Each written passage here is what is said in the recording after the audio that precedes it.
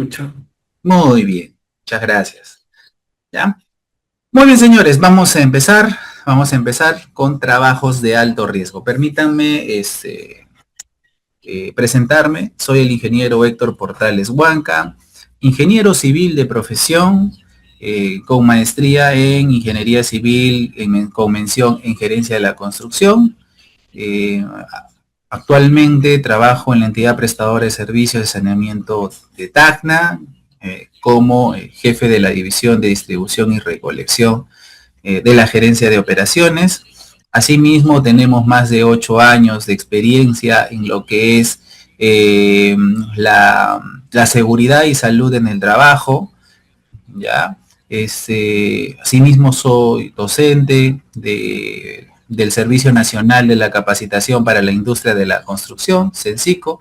Allí enseñamos tanto en escuela, ¿no? En la escuela técnico profesional y también en el centro de formación, ¿no? Para personal operativo, ¿no?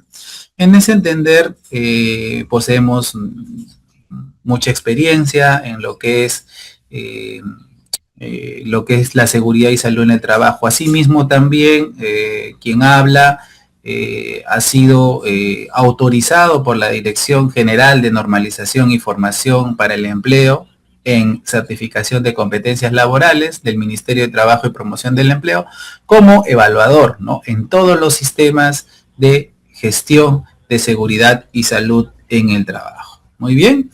Eh, Asimismo, también soy presidente del Comité de Seguridad y Salud en el Trabajo, ¿no? En la EPS Tacna, la cual estamos trabajando, impulsando pues la participación de todos los trabajadores, tanto con la parte empleadora, con la finalidad de poder reducir, ¿no? Los índices de accidentabilidad. Asimismo, también asesoramos a diversas empresas, ¿no? Del rubro, diferentes rubros, en la implementación de los sistemas de gestión de seguridad y salud.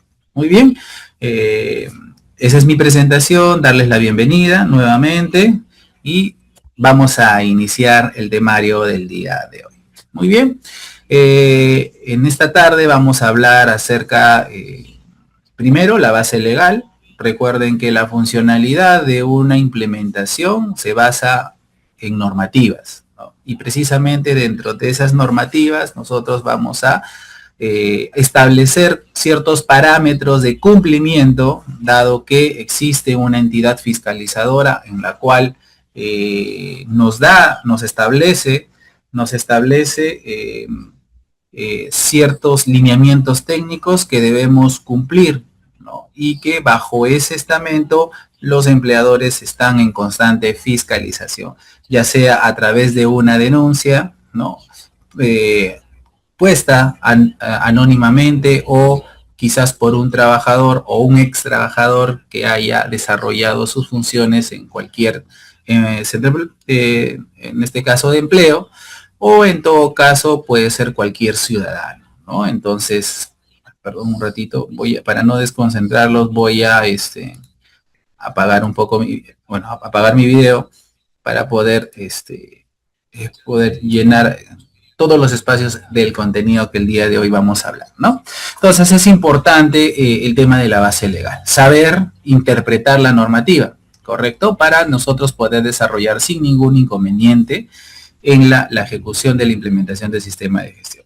Luego, como segunda parte, es importante también realizar un reconocimiento de algunas definiciones que es importante porque la normatividad reitera, ¿no? En muchas normativas, ¿no? Algunos términos, ¿no? Algunos términos en la normativa y es importante poder nosotros tener conocimiento de ello. En el punto 3 vamos a hablar acerca de los trabajos de alto riesgo, qué actividades están catalogados de manera principal en lo que se refiere a los trabajos de alto riesgo, para finalmente complementar algunos trabajos o actividades que en algún rubro, ¿no? En algún rubro de cualquier sector pueda estar pueda estar identificado plenamente. Recuerden que para yo poder catalogar una actividad de alto riesgo tiene que haber una identificación, y esa identificación se va a dar de acuerdo al procedimiento que nosotros vamos a desarrollar. ¿Y cuál es el instrumento de identificación? ¿No? Para poder, en este caso, ver si es una actividad de alto riesgo, definitivamente nuestro IPER, ¿no? La identificación de peligros y evaluación de riesgos y control va a permitir que nosotros detallemos cuáles son nuestras actividades de alto riesgo que existe en nuestro centro laboral. Muy bien.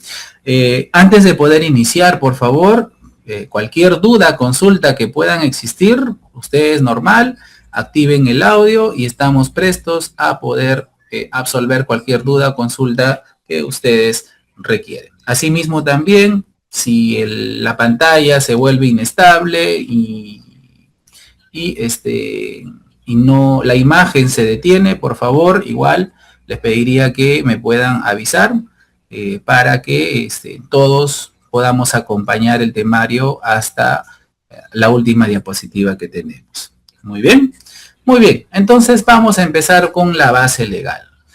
Recuerden que nuestra base primogénea es la ley 29783, la ley de seguridad y salud en el trabajo. Como toda ley tiene una reglamentación, la ley por sí sola no va a ser un instrumento de aplicabilidad, si se puede decir, ¿no? Entonces, en ese entender, el reglamento de la ley de seguridad y salud en el trabajo lo corresponde o está dado de acuerdo a la normativa establecida en el Decreto Supremo 05-2012-TR, que es el reglamento de la Ley de Seguridad y Salud. Sin embargo, a partir del 2012, donde se crea, ¿no? Donde se crea estas normativas que van a complementar el procedimiento aplicativo de la normativa, ha habido pues innumerables modificaciones. ¿Y por qué las modificaciones? Dado que se busca que la normativa tenga precisión, tenga mayor, que sea específico, ¿no? En lo que quiere, a fin de poder desarrollar una correcta implementación al sistema de gestión. ¿Ya? Y en ese entender se da una de ellas, se da en la ley 3022.2, que modifica la ley 29783 de la ley de seguridad y salud en el trabajo. ¿Ya? Cuando nosotros hablamos modifica la ley, no necesariamente es desde el primer artículo hasta el último, solamente en algunos incisos que le da para que le dé mejor específico, que sean mejor específicos, ¿no? En realidad. Adicionalmente, y este es algo muy importante, señores, la resolución ministerial 050-2013-TR es una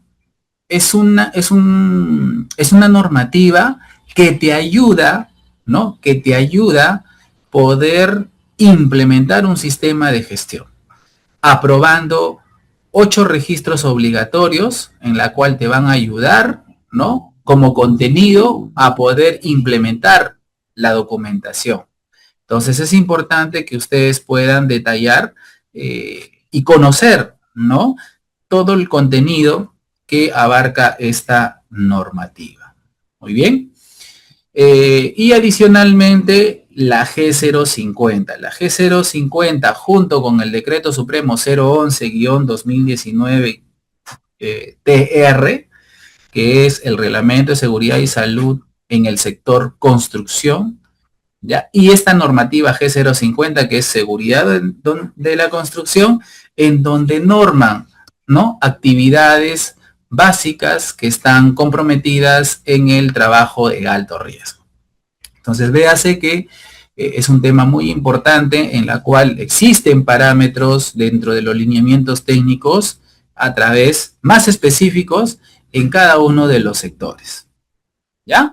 Pero eso no solamente es ahí, sino que también verificamos que las normativas se van realizando específicamente a través de los diferentes sectores.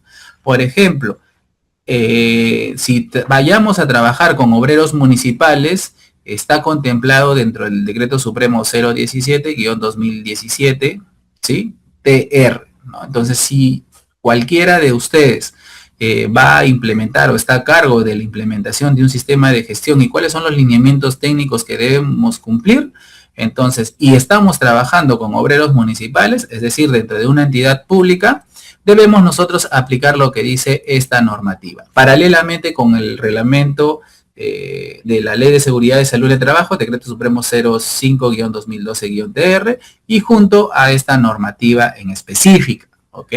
Si vamos a trabajar en el sector minero, pues también tiene su normativa propiamente del sector, dada según Decreto Supremo 024-2016-EM. ¿Ya? Recuerden que las iniciales EM es energía y minas, ¿no? ¿Correcto? Y TR, esa denominación, es porque quien promulga, en este caso la ley, o es la autoría, es el Ministerio de Trabajo y Promoción del Empleo. Asimismo también, cualquier actividad que implique trabajos eléctricos, ojo aquí, todo cuando se ve, cuando participa, cuando es trabajos de alta tensión, ¿sí? Está implementado en esta normativa, ¿no? En la resolución ministerial 111-2013 EMM, ¿ya? Si nos trasladamos a la actividad pesquera, pues también tenemos, yo les cuento algo, hace 2 meses tuve la oportunidad de poder desarrollar un curso de seguridad y salud en la ciudad de Hilo. Entonces, la cual, pues, muchos de los estudiantes que compartíamos vivencias y experiencias, ¿no? Ligados al tema de seguridad y salud, nos referían, ¿no? Quizás que hay un poco de desconocimiento en la pesca, dado que la ciudad de Hilo, pues, es un puerto, ¿no? Es un puerto, y que una de las mayores actividades, ¿no? Principales en esta zona, pues, es la pesquera, ¿no? Por ser puerto, ¿no? Y segundo, está pues el sector minero, dado que también allí, cercano a ello, pues está una mina, ¿no? En este caso, que trabaja a través de la empresa Sauder. Entonces, de cierta manera, esas dos actividades son principales en esta ciudad, pero que justo los estudiantes decían, ¿no? Que en qué normativa establecía, ¿no? La aplicabilidad de un sistema de gestión de seguridad y salud en el trabajo en el sector pesquero. Entonces, esta es la normativa que establece para que podamos nosotros ir implementando, ¿no? La normativa. En la actividad o en el sector industria, ¿no? Aquí, en esta normativa, hay lineamientos técnicos, ¿no? La cual basados también en la construcción. Recuerden que esta es una de las normativas más antiguas que ha servido para que todos los sectores implementen su sistema de seguridad y salud en el trabajo, y a través de ello también se creen pues las normas sectoriales, ¿ya? El sector hidrocarburos, por supuesto que sí. Hace poco pues hemos tenido pues una afectación, ¿no? De los conductos de gas, ¿no? En Cusco, la cual ha sido pues un problema nacional, porque ha repercutido en el tema del abastecimiento, ¿no? Entonces, estas empresas que realizan o están dentro de la actividad de hidrocarburos, ¿no? En todo el petróleo y sus derivados, ¿no? Corresponde implementar, de acuerdo al Decreto Supremo 043-2007-EM, ¿ya? Y también hay otros sectores que no vayan a tener una normativa específicamente realizada, como la agricultura. En salud sí tienen una ley, Educación, transporte, telecomunicaciones. Generalmente ellos están influenciados por el Decreto Supremo 05-2012-TR, ¿no? Que es el reglamento de la Ley de Seguridad y Salud en el Trabajo. Ahora, cada sector puede implementar un instructivo, ¿no? De acuerdo a las condiciones y complejidades que pueda tener en su sector, ¿ya? Es importante detallar estos temas. Muy bien, muy bien. Vayamos a las definiciones. ¿Qué entendemos por trabajos de alto riesgo? ¿No? son actividades que por consecuencia potencial, cuando nosotros hablamos de consecuencia potencial, quiere decir que existe la mayor probabilidad que pueda ocurrir un accidente, ¿correcto? Y al tener una probabilidad alta, nosotros tenemos que adoptar medidas especiales, previa planificación y control. En ese entender, por eso que nosotros implementamos, ¿no?, ciertas condiciones en los trabajos de alto riesgo con la finalidad que los trabajadores se sientan protegidos, ¿no? ¿Para qué? Para que no ocurra ningún tipo de accidente, ¿no? E incidentes peligrosos, ¿ya? Muy bien. La normativa en este caso, el Reglamento de Seguridad y Salud en el Trabajo, ¿ya?, coloca en su glosario de términos a las actividades y procesos operacionales o labores de alto riesgo a aquellas que impliquen una probabilidad elevada que la causa directa atribuible a un daño a la salud del trabajador sea como consecuencia del propio trabajo, la cual esta relación entre la persona y la actividad a realizar puede tener un alto elevado, un riesgo elevado a sufrir accidentes, por lo cual el empleador está en la obligación de poder implementar estas medidas especiales, ¿ya? Y si ustedes ven aquí en imágenes, podemos desarrollar, ¿no?, ciertas o reconocer ciertas actividades que en el mundo de la construcción generalmente se ven. A ver, quisiera por favor, ¿qué actividades vemos en estas 4 imágenes, por favor? Quisiera que nos ayuden a la participación de todos ustedes.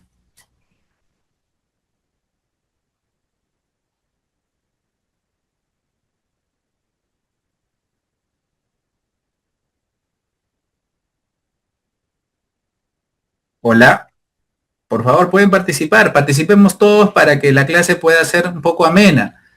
Podemos equivocarnos, no hay ningún problema. La idea es aprender todos juntos. Ya recuerden que al realizar una clase virtual, esto definitivamente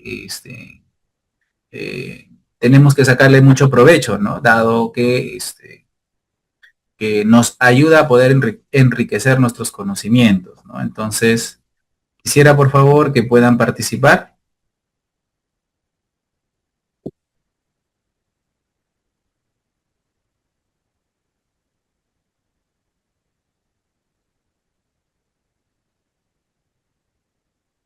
¿Nadie? Bueno, vamos a avanzar, ¿ya? Por ejemplo, en esta primera imagen que está en la parte superior a la izquierda, podemos ver pues un trabajador que está en el aire, ¿no? Sostenido en el aire. Entonces, son trabajos atribuibles a trabajos en altura. En la siguiente imagen, vemos una maquinaria que está siendo trasladada aparentemente de un punto a otro. Estos trabajos se le conocen como, valga la redundancia, trabajos en izaje, ¿correcto? Que también dentro de por el tipo de trabajo se reconoce como un trabajo de alto riesgo. Asimismo, también en la parte inferior, a la izquierda, encontramos a una persona realizando actividades de soldadura. Y este tipo de trabajo se denomina trabajos en caliente. ¿Ya? ¿Qué quiere decir? Son todo tipo de trabajo donde existe la presencia de fuego, ¿no? Igniciones de fuego, chispas de fuego, ¿ya? Y finalmente, en la imagen que ustedes ven en la parte inferior, a la derecha, vemos a un trabajador a un nivel de profundidad, ¿no? A un nivel de profundidad realizando una zanja. Esta actividad está asociada netamente a los trabajos en excavaciones. Y a veces, si es que las zanjas son más profundas, e incluso ahí podríamos hablar trabajos en excavaciones y espacios confinados, porque son Los espacios confinados son pequeñas áreas reducidas donde existe poco oxígeno, ¿no? Y también su tratativa o control debe ser monitoreado de manera especial. Muy bien. El decreto supremo 024-2016 que establece el sector minero, ¿no? Nos establece que los trabajos de alto riesgo se denomina aquella tarea cuya realización implica un alto potencial de daño grave a la salud o muerte del trabajador, ¿ya? La relación de actividades calificadas como de alto riesgo será establecido por el titular de la actividad minera y por las autoridades. ¿Ya? Entonces, se dan cuenta que bajo las diferentes terminologías que usa el sector construcción como el sector minero, generalmente van a esa misma importancia, ¿no? A la misma importancia. Muy bien. ¿Cuáles son las características de los trabajos de alto riesgo? Para poder identificar un trabajo de alto riesgo, primero es que estas actividades no son rutinarias. ¿Qué se entiende por rutinario? Es aquella actividad que se realiza diariamente, ¿ok? O las mayores de veces en la semana o ¿no? Mayores de veces en cada semana. ¿Ya? Sin embargo, las actividades de alto riesgo suelen ser eventuales, es decir, por cada cierto tiempo. Pero que eso no se le resta de importancia, por el contrario, se le da mayor importancia porque existen mayor probabilidad de accidentes. ¿Ya? ¿Qué más? Es una actividad que necesariamente requiere una evaluación previa del IPER, ya lo habíamos dicho, ¿no? Por cómo un trabajo puede ser catalogado de alto riesgo, previa evaluación del IPERC. ¿Qué más? Al ser una actividad de alto riesgo, debemos nosotros acompañar con un plan de trabajo, ¿correcto? Y en ese plan debe haber un procedimiento para actividades de alto riesgo y poder llenar el ATS. El ATS es las siglas de análisis de trabajo seguro. Los procedimientos para actividades de alto riesgo son conocidos como los PETAR, ¿correcto? PETAR, los permisos escritos de trabajos de alto riesgo. Asimismo, también existe un plan de contingencia y emergencia. Recuerden que tanto el plan de contingencia, ¿no? Que ayuda en poder suministrar todas las medidas preventivas en caso que pueda suceder un evento. Y mientras el plan de emergencia es que el evento ya se ha suscitado y necesitamos la preparación inmediata y la respuesta para el evento que se está manifestando. ¿Ya? Muy bien, ¿qué más? Esta actividad, en este caso las actividades de alto riesgo también tienden a poder hacer un requerimiento de equipos de protección especiales, ¿no? Producto a la labor que recibe. Por ejemplo, ustedes ven en imagen que hay dos trabajadores que están a una determinada altura. Y uno de los EPPs que ustedes ven allí en la imagen es el arnés de seguridad, ¿no? Que es un elemento especial para ese tipo de trabajos. Asimismo, también es importante dentro de las medidas preventivas de que cada uno de los trabajadores se someta a exámenes especiales para evitar cualquier situación que no se pueda controlar. ¿Ya?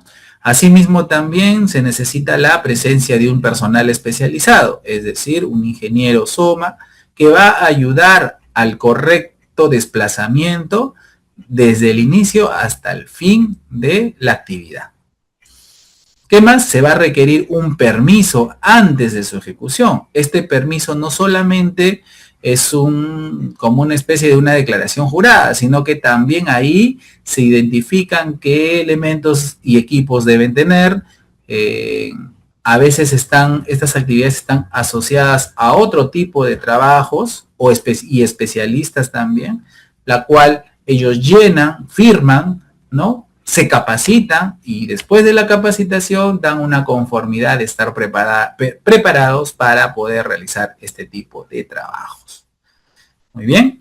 Y finalmente, en todo el momento que existe trabajo ¿no? en estas labores, tiene que haber un supervisor permanente, ¿ya? A fin de estar alerta frente a alguna situación que necesite el apoyo correspondiente.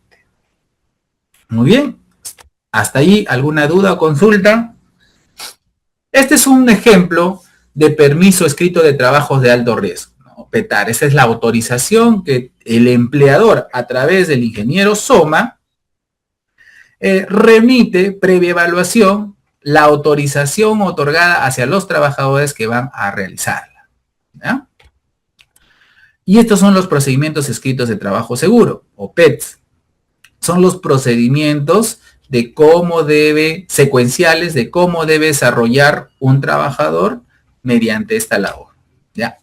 Con la finalidad de poder evitar realizar actos inseguros. Recuerden que dentro del 100% de accidentes que se materializan en un trabajo, el 96% son a causas de error propio de la persona y un 4% atribuible pues a condiciones que se pueden dar en el trabajo, ¿no? Por ejemplo, fenómenos naturales que pueden estar asociados.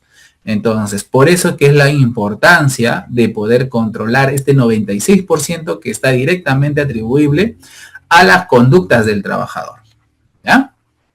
Muy bien, este es un ATS, ¿no? El análisis de trabajo seguro, ¿no? Como se denomina en la actualidad, pero más antes con la G050, actualizada en el 2010, establecía de que la denominación era análisis de seguridad en el trabajo, o AST. Lo cierto es de que uno u otro es el mismo documento técnico que llena los trabajadores con la finalidad de poder realizar las subsecuencias de trabajo y la identificación de cada una de estas actividades de peligro y riesgos que pueden suscitarse a través de la jornada. Ojo, de la jornada. No es como un IPRC que dura durante el proceso hasta un año, ¿no? Si es que no existe ningún acontecimiento, ¿ya? Este ATS o AST, como quiera llamarse, los trabajadores mismos llenan, lo firman o lo visan los representantes, en este caso el ingeniero Soma, el ingeniero residente, o el encargado de la cuadrilla, ¿no? En señal de conformidad, ¿ya? Muy bien. ¿Qué trabajos son considerados de alto riesgo? Para la construcción nos dice que están catalogados de alto riesgo los trabajos en altura, los trabajos en izaje, los trabajos de demolición y excavación, como también la de los espacios confinados. Mientras que en la normativa que establece el sector minero, nos establece que los trabajos en caliente, las excavaciones mayores a 1,5 metros, ¿no? Como también los trabajos eléctricos en alta tensión y los trabajos en instalaciones y operación de manejo de equipos y materiales radioactivos, ¿no? Entre otros que señale el IPRC, están catalogados como trabajos de alto riesgo. Muy bien, hasta aquí estamos terminando la parte 2 de definiciones. Vamos a iniciar algunas actividades que se catalogan de alto riesgo. Quisiera, por favor, allí, si podemos continuar o hay alguna pregunta.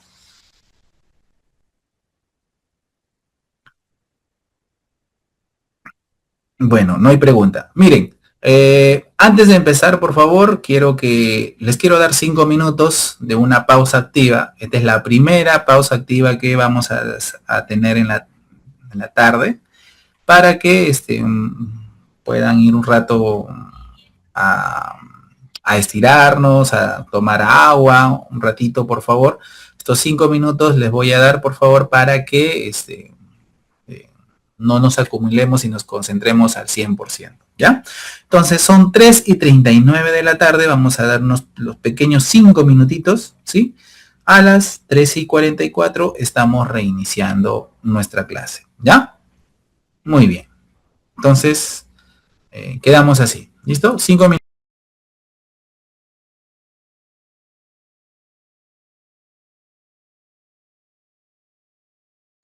Muy bien, vamos a empezar, ¿ok? Vamos a empezar por la parte 3. ¿Ya? Vamos a hablar acerca de los principales trabajos de alto riesgo.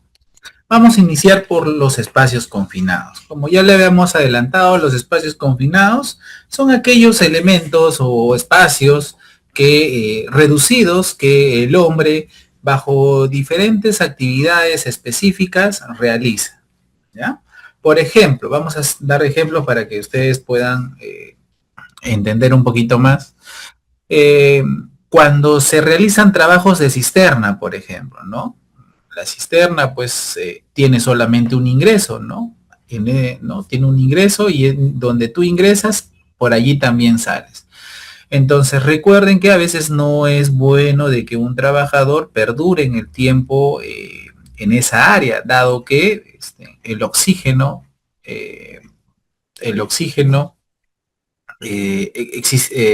hay una limitancia, ¿no? Recuerden que el oxígeno se transforma en CO2 y eso puede ser perjudicial para el hombre, ¿no? Entonces, en ese entender, los trabajos en espacios confinados, ¿no? Se trabaja pues a recinto cerrado, ¿no? A recinto cerrado, la cual necesariamente se debe trabajar no solo, sino con un equipo de trabajo. Muy bien. En la normativa del sector minero nos establece que deberán, la implementación, ¿no? Más nos habla de la implementación, donde indica se debe contar con monitoreo de gases, es decir, ¿qué se entiende con monitoreo de gases? Son equipos, ya, en este caso que te identifican cualquier eh, fuga que pueden existir, ¿no? Ante en los trabajos que se puedan realizar, ¿ya? Para eso estos equipos deben estar correctamente certificados, calibrados, ¿no? No pueden tener errores, ¿no? Y sobre todo, estos trabajos que se realizan en los espacios confinados generalmente se realiza pues, en el sector minero cuando el tipo de actividad es a través de socavones, ¿no? Entonces, en ese entender de la empresa, el empleador debe implementar sistemas de ventilaciones adecuadas para que el trabajador no tenga problemas de salud al momento de realizar dicha actividad. Entonces, es importante tener pues todas estas condiciones en la cual permita que el trabajador no se afecte. Por su parte, en la Ley de Seguridad y Salud en el Trabajo, eh, indica que los trabajos en espacios confinados está ligado a través en trabajos de cisternas, de buzones, cámaras profundas, ¿no? La cual tienen pues recintos cerrados con un ingreso de salida, un ingreso de entrada, ¿no? Y se encuentran limitados, es decir, limitados al acceso, ¿no? Puede ingresar uno, puede ingresar dos, solo 3 personas, dependiendo de la evaluación que se haga con respecto al área de trabajo de este espacio. Muy bien. ¿Cuáles son los riesgos existentes en los espacios confinados? Primero, se puede contener materiales y equipos que tienen el riesgo de atrapamiento. Al ser un espacio reducido, puede ocurrir que los elementos que estén cercanos al ambiente o al espacio pueda que el trabajador sufrir pues atrapamientos, ¿no? ¿Qué más? Otro de los riesgos es la acumulación de materiales inflamables que puede estar en dicha área. Muchos de ellos pueden ser de manera tóxica. Entonces hay que entender a controlar, ¿no? Estos gases tóxicos que puedan estar dentro de ese ambiente. Y asimismo, también controlar el tema de asfixia, ¿no? Evitar, ¿no? Que estos espacios se encuentren saturados, ¿no? De poco oxígeno, ¿no? Y para eso sí es indispensable la implementación de sistemas de ventilación con la finalidad de evitar, pues, estos riesgos. ¿Cuáles son los peligros asociados a los espacios confinados? Recuerden que los peligros son todo acto, situación, ¿no? Que puede generar daño a la persona, ¿no? En ese entender, por ejemplo, la clasificación de los tipos de peligro para los espacios confinados son tres, ¿no? Peligros atmosféricos, donde existe la presencia de gases inflamables como el propano, metano, el monóxido de carbono, y también gases tóxicos o vapores tóxicos como el amoníaco, el dióxido de nitrógeno y el cloro, ¿no? Ojo, el cloro no es el que nosotros comercialmente lo vemos, ¿no? En líquido, en estado líquido, sino en estado de gas, ¿ya? Muy bien. Peligros químicos. Vamos a ver la presencia en el ácido sulfúrico, en la soda cáustica. No sé si ustedes conocen la soda cáustica, lo venden comercialmente con la finalidad de limpiar tuberías, ¿no? De sustancias orgánicas o desechos orgánicos que quedan atrapados en las sanitarias, ¿no? En las instalaciones sanitarias, ¿no? También existen presencia de ácido nítrico, ácido clorhídrico y otros. Por su parte, los peligros físicos que pueden estar asociados a los espacios confinados son los de tipo cuando existe una temperatura extrema, es decir, ya sea temperatura alta como temperatura baja. El ruido es otro de los eventos que pueden estar asociados a este tipo de ambientes, dado que puede ser de que se esté realizando un trabajo, un trabajo adicional, ¿no? Como una soldadura o un corte de una tubería y por lo tanto pues necesitas máquinas especializadas para poder realizar en ese pequeño espacio, ¿no?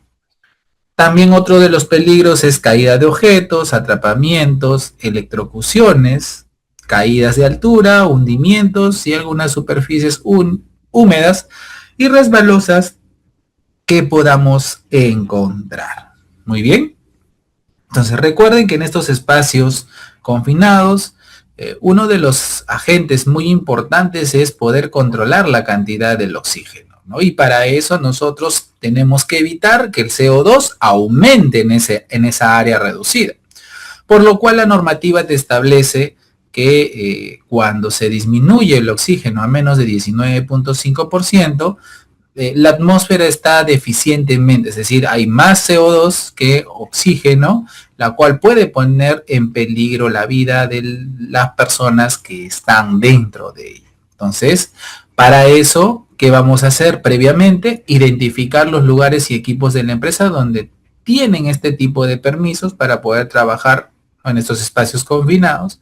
Debemos aplicar los procedimientos, los PETs, procedimientos escritos de trabajo seguro, y finalmente verificar qué requerimientos yo necesito para trabajar en estos tipos de ambientes, ¿no? Entonces, obviamente tienen que cumplir de acuerdo a la normatividad, bajo las especificaciones técnicas, estar normados, estar certificados e incluso hasta homologados, ¿no? En cada uno de los elementos que se vaya a utilizar. Muy bien, como medida de control siempre es bueno realizar, ¿no? Monitoreos, ¿no? Monitoreos de control para controlar, ¿no? Que no suba el CO2, ¿no? Entonces, pero no solamente hablamos de CO2 propiamente dicho, sino que hay algunos espacios confinados que están netamente asociados a otro tipo de gases, ¿no? Entonces, siempre es importante realizar, ¿no? Con esta máquina detectora de gases, poder controlar cualquier fuga que puede existir en estos tipos de ambientes, ¿ya? Recuerden que nunca los trabajadores deben exceder, ¿no? Es decir, yo puedo y normal puedo quedarme, porque esa acción, obviamente, insegura que comete el trabajador puede conllevar de que pueda desmayarse, pueda descompensarse y de la mano a ello las personas que trabajan junto con él deberán hacer pues, ¿no? Aplicar el plan de emergencias ante alguna adversidad. ¿Ya? ¿Cuál es el proceso de rescate?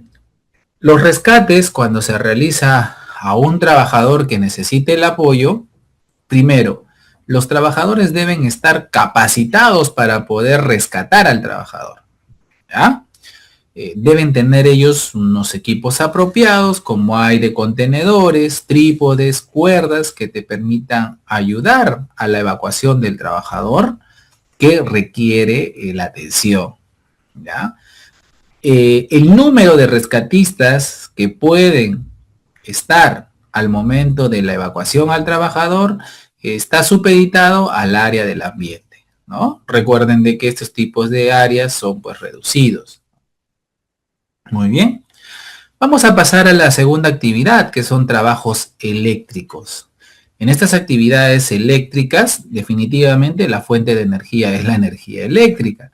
En virtud a la exposición de los trabajos eléctricos que nosotros podamos tener, detallamos o clasificamos de dos maneras. La primera es una descarga eléctrica a través de un contacto indirecto. Eso significa que la participación del cable general, que transmisor, ¿no? Que irradia la fuente de energía, tiene un contacto directo con el propio trabajador y esto puede producir descargas eléctricas, ¿correcto? Mientras un contacto indirecto es cuando a través de un equipo, ¿correcto?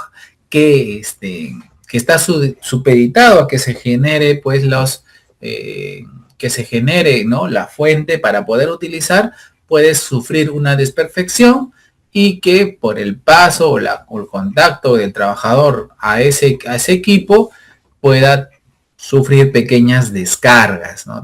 Descargas o a través de hormigueos, ¿no? Entonces hay que tener en consideración estos dos tipos de situaciones que se puedan dar, ¿no?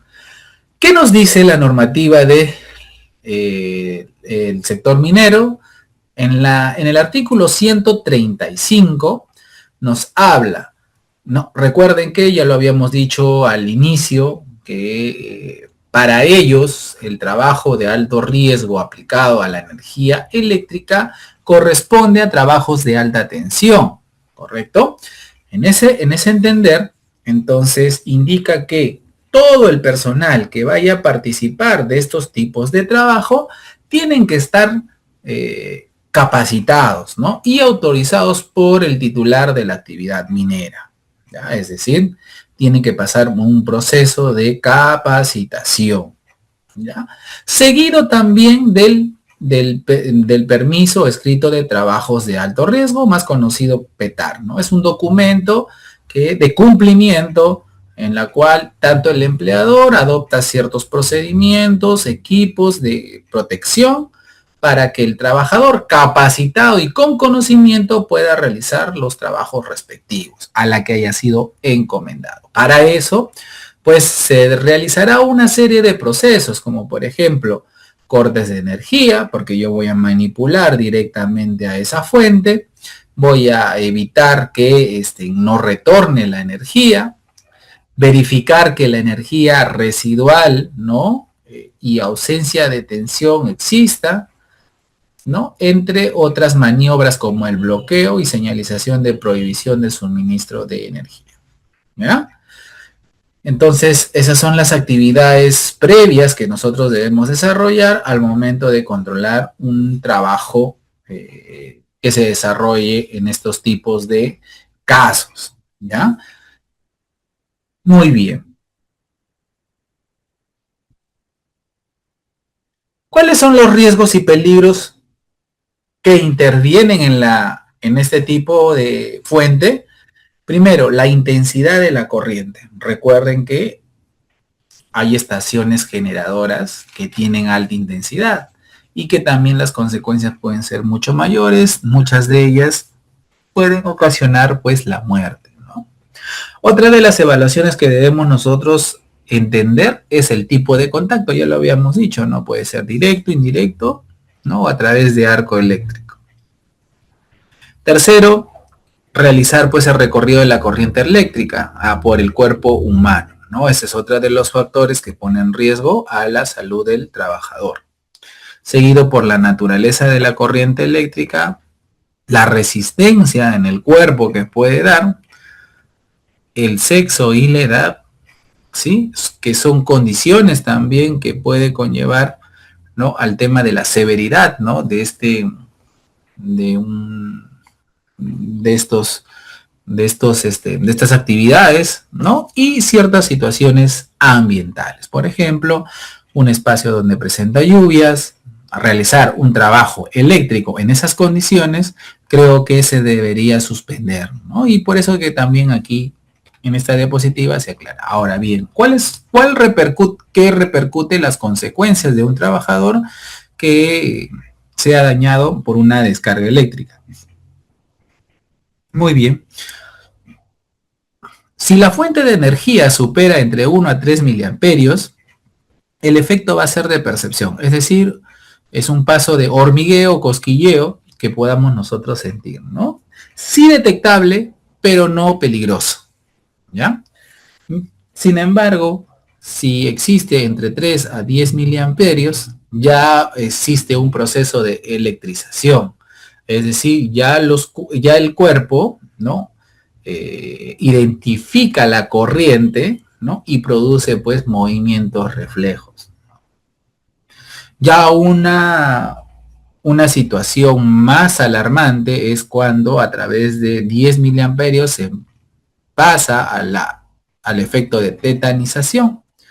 En este efecto prácticamente las manos o los músculos se sienten contraídos y existe un principio de agarrotamiento, es decir, se pega el cable o bien te bota el cable, ¿no? Donde se está generando la energía eléctrica, ¿no?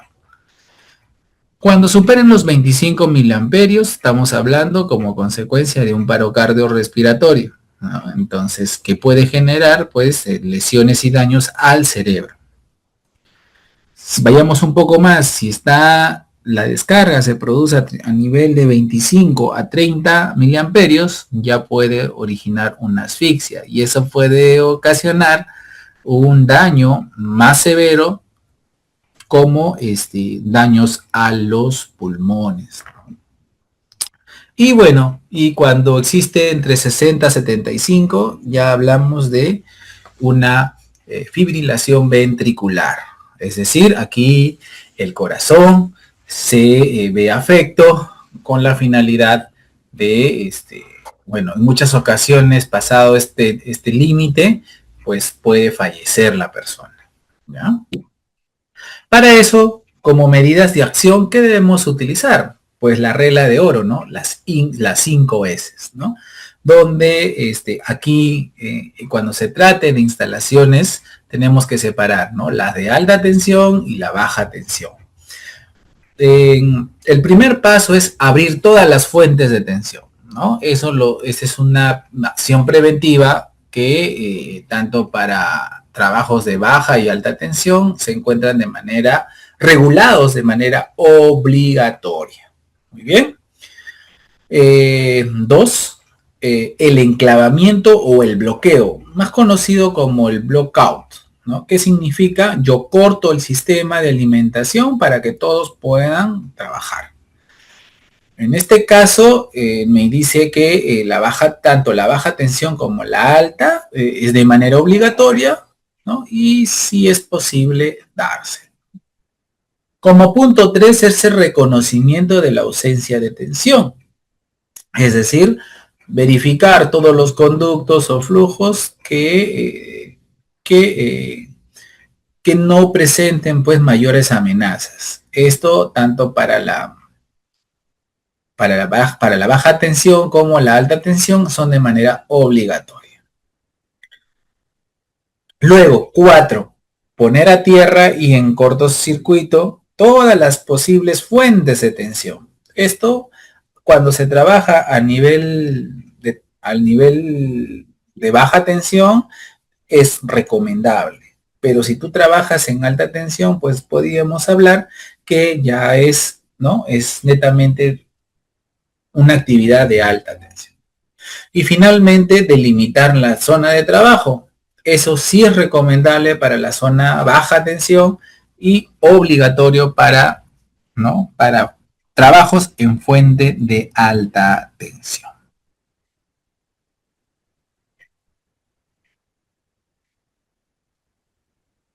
¿Ya? Muy bien.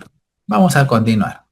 ¿Cuáles son las medidas preventivas que nosotros podamos desarrollar?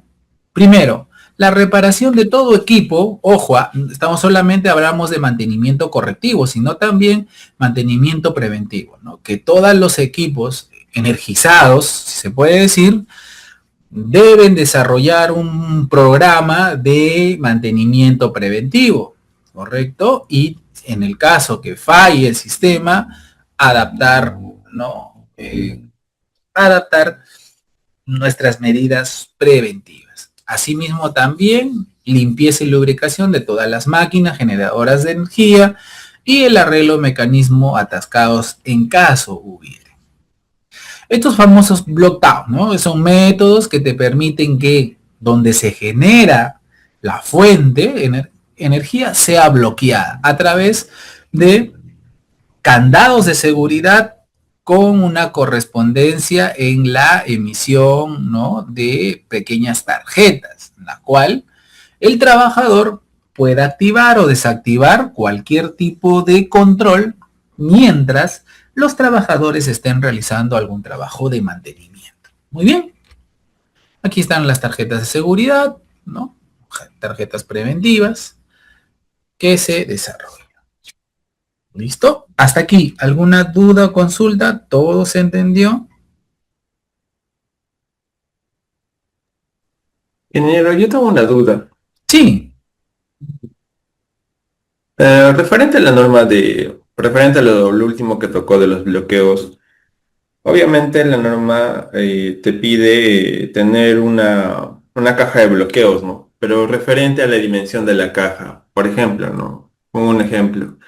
Si yo hablo de una planta industrial que tiene diferentes máquinas, ¿no? Y entre ellos 6 hornos de fundición, hace necesario de que se tenga una estación de bloqueo.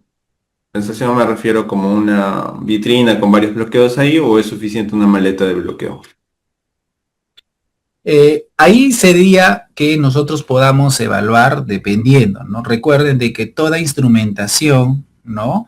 En sí la normativa no establece una dimensión única, ¿no? Ahí. Sin embargo, la norma sí establece los criterios funcionales. Cuando nosotros hablamos de criterios funcionales, estamos hablando la capacidad, la resistencia, la identificación. Entonces, todas esas conductas o implementaciones que se vayan a realizar, ¿no? En esta actividad, tenemos normativas, ¿no? Como por ejemplo, en la actividad minera mucho se trabaja pues con las normas ISO 45001, ¿correcto?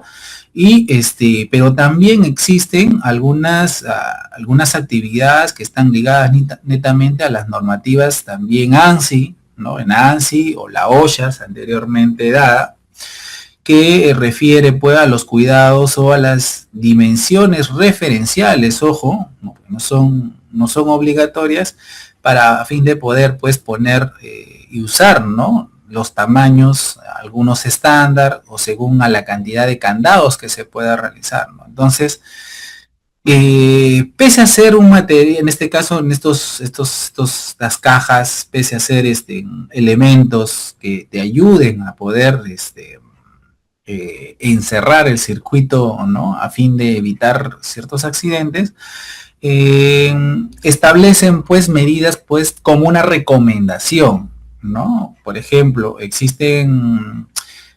se puede dar pues una caja de 30 centímetros por 15 por 15, ¿no? Fijando pues 12 o 13 orificios para candados. Y así, ¿no? De esa manera nosotros podemos implementar. Esas condiciones ya las tiene que dar, porque también mucho depende de la fuente de energía con la que se esté trabajando. Entonces, eso también lo determinará el ingeniero eléctrico, pero normativamente siempre las medidas van a ser referenciales, ¿no? Tiene que tener de la mano un aspecto también netamente técnico de los elementos o de la energía que se vaya a desarrollar en esos puntos. No sé si me he dejado entender.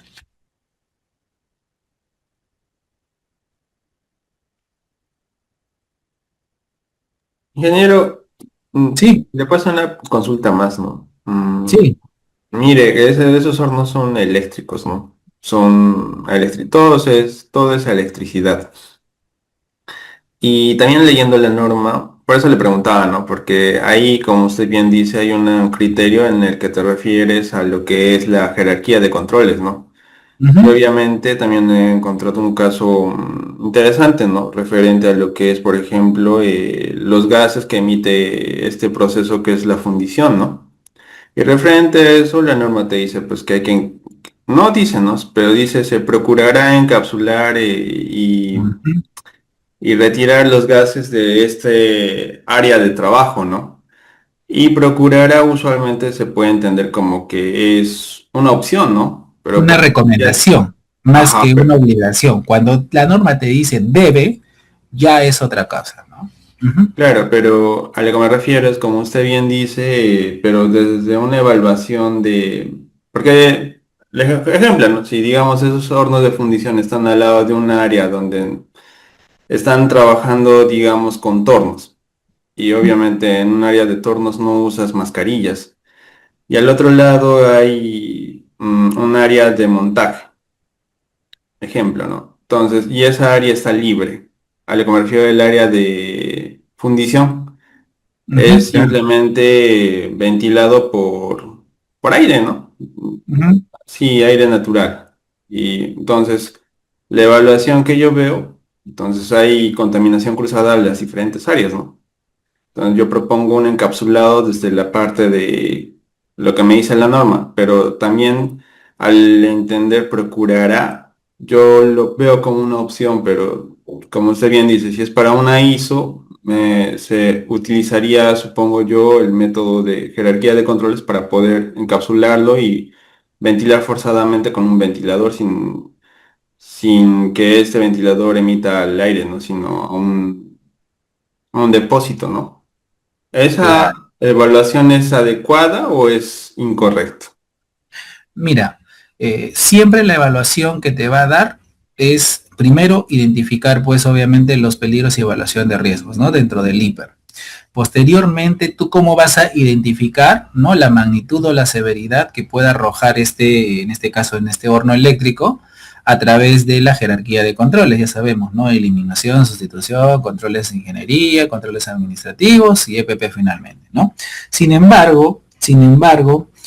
También allí, por ejemplo, no es la única opción solamente el encapsulamiento, porque puede ser también que la entidad, ¿no? Implemente pues ventiladores internos, la cual pues la temperatura puede distribuir de manera uniforme, y también puede haber una idea de poder secar y desgasificado, por ejemplo, ligero. O sea, son medidas que nosotros podemos desarrollar. Ahora, eh, también se puede hallar, ¿no? En este caso, hornos eléctricos en caso de que sean con extracción de gases, realizar pues colocaciones o instalaciones de ductos para evacuar pues vapores, ¿no? Esto puede ser, en este caso se entiende que es de uso industrial, pero también existen pues, ¿no? En temas de laboratorios, otro tipo de hornos eléctricos que pueden tomar esa ruta, ¿no? Mediante,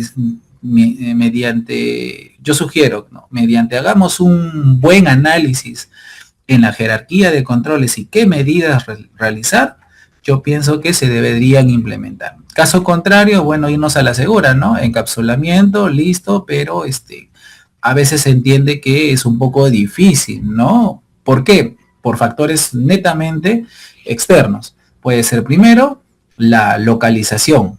la ubicación, incluso hasta la topografía, ¿no? Entonces, no todas los controles, en este caso, la jerarquía de controles se van a evaluar de la misma manera. Siempre hay factores externos que puede ayudar en ciertas medidas que pueden ser viables, como no también, ¿no? Eso sería. Es ingeniero. Listo. Muy bien, vamos a pasar los trabajos en altura. ¿Ok? La norma establece que cuando estamos a 1,80 m en adelante, estamos en una característica la cual la normativa te establece como trabajos en altura, ¿no? Los trabajos en altura pues, pueden ser de manera suspendidas o bajo superficies rígidas a través de andamios, plataformas, escaleras, ¿no? Definitivamente, dentro de este tipo de actividades es importante los trabajos con equipos especializados, ¿no? Con un sistema anticaídas en la cual se debe desarrollar. Miren, acá hay algo muy anecdótico, si se puede decir, ¿no? En algunos sectores, los trabajos de altura también la van a llamar a los trabajos en excavaciones. Es muy contradictorio decirlo, ¿no? Porque de cierta manera nosotros en los trabajos en excavaciones desarrollamos actividades a nivel bajo cero, y bueno, obviamente que los trabajos de altura superiores a nivel cero. Entonces, sin embargo, existe la bibliografía que tanto los trabajos en altura y los trabajos de excavaciones son uno mismo, un componente mismo. Lo que ha hecho, pues, distintamente en este caso, en el sector minero, ha disgregado, ¿no? Y que en algunas empresas que trabajan diferente al grupo minero, establece cada una de esas actividades de acuerdo a las preponderancias que cada uno, ¿no? Mientras los trabajos en altura, como les decía, era 1,80 m, a partir de 1,80 m más. Sin embargo, en otras bibliografías encontramos que a partir del 1,50 m. Eso te dice la G050 también, ¿no? En el sector construcción. Sin embargo, hay un hincapié. No todos los suelos son iguales, como la pregunta que me hacía su compañero, ¿no? Entonces, ¿qué voy a formular? Entonces, hay que nosotros no solamente es poder identificar, como se dice, a la segura. Podemos flexibilizar siempre y cuando los factores externos ayuden a flexibilizar algunas medidas. Probablemente no tengo que necesariamente eliminar, sé que lo ideal, lo excelente sería pues eliminar un peligro y se acabó el tema, ¿no? No sé, algún refrán muy antiguo decía pues, muerto el perro, muerto la rabia, ¿no? Entonces, sin embargo, nosotros como ingenieros y de otras especialidades tenemos que agotar todas las probabilidades en caso también exista pues una medida coherente, ¿no? Dependiendo a los factores externos que puedan participar de ello. En ese entender, por ejemplo, en la G050 te habla muy bien en esta parte que los trabajos en excavaciones se designan o se dan o se tipifican a partir de 1,50 m. Sin embargo, cuando los suelos presentan inestabilidad propia, a partir del 1,20 m ya puedes aplicar diferentes tipos de controles. Entonces, esas son las particularidades que a veces las normas nos establecen, ¿no?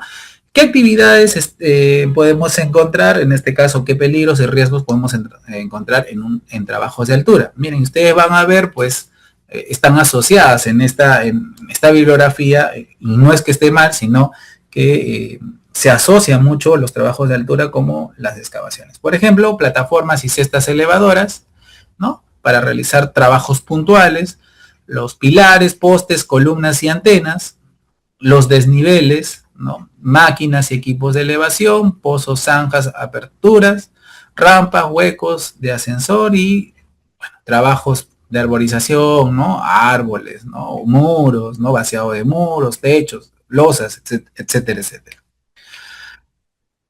¿Por qué se producen las caídas? Ya habíamos hablado de esto, ¿no? Las causas humanas que representan, ¿no? el 96% de todos los accidentes que pasan en el mundo. Sin embargo, de esas causas humanas, nosotros debemos identificar, ¿no? Haciendo nuestro diagrama del pescado o el diagrama de Ishikawa. Dentro de las causas humanas podemos realizar 3 tipos de factores. La primera, las causas físicas, ¿no? Que la causa física puede ser que el trabajador tenga una mala condición física, presenta mareos, quizás una hipertensión, falta de reflejos, la propiedad, ¿no? La agilidad también, esto va a depender con la edad, claro está, ¿no? Y algunos problemas o enfermedades relacionadas fruto de, de la persona, e incluso puede estar asociada a enfermedades ocupacionales que el trabajador haya adquirido a través del tiempo.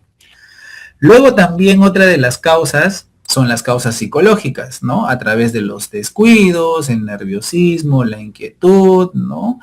Quizás mucha sobreconfianza que pueda tener, ¿no? Personas que a veces tienen capacitación en su formación para la actividad, pero no tienen formación para la seguridad, ¿no? Es a veces muy contradictorio decirlo ello, pero las ocasiones que yo he podido atender a personas accidentadas, ¿no?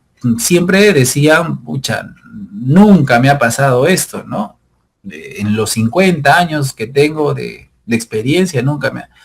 Entonces, ahí tú separas los conocimientos propios de la actividad como la formación en temas de seguridad, ¿no? Por ejemplo, ¿no? Porque recordemos que este tema de la seguridad es algo nuevo para nosotros en realidad. O sea, hablamos de aquí 15 años, ¿no? 15 años, pues todavía estamos recién en una época, un momento de transición, ¿no? De poder cumplir la norma de la norma de seguridad, ¿no? Mientras